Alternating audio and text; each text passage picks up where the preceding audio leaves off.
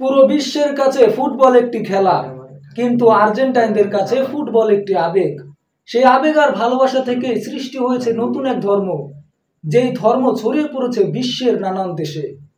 এভাবেই বুঝি একটি ধর্মের উৎপত্তি হয়, আর সেই ধর্ম নিয়েই বিস্তারিত থাকছে প্রতিবেদনে।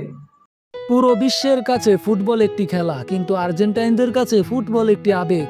সূচনা করেছিল দিয়াগো আর্মান্দো ম্যারাডোনা, হয়েছিল বিশ্বের সর্বকালের সর্বশ্রেষ্ঠদের একজন।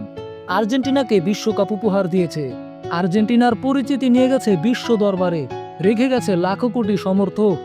ম্যারাডোনা নিজেও হয়তো জানতেন না তাকে মানুষ সম্মান করতে করতে ঈশ্বরের সমতুল্য করে ফেলবে।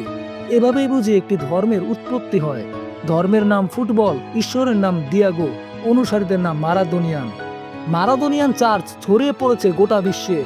স্পেন, ইতালি, জার্মানি, যুক্তরাজ্য, Scotland, Japan, Afghanistan, Peru, Brazil, Chile, Mexico, Uruguay ও যুক্তরাষ্ট্রে বিস্তৃত এই চার্চ। শুধু স্পেনেই মারাদোনিয়ান ধর্মের অনুসারী সংখ্যা প্রায় 1010।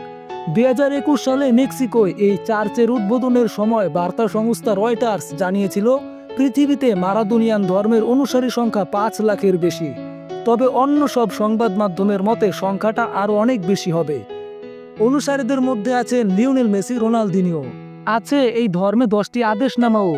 বলে কখনো কলঙ্কের দাগ লাগানো যাবে না। ফুটবলের প্রতি ভালোবাসা সবকিছুর ঊর্ধ্বে। ফুটবলের সৌন্দর্য ও ডিয়েগোকে নিঃশর্তভাবে ভালোবাসো। আর্জেন্টাইন জার্সির পক্ষে দাঁড়াও। গোটা পৃথিবীতে ডিয়েগোর অলৌকিকত্ব ছড়িয়ে দাও।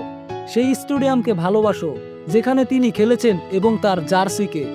ডিয়েগো কোনো নির্দিষ্ট একটি দলের নন। মারাদোনিয়ান চার্চের আদর্শ ছড়িয়ে দাও।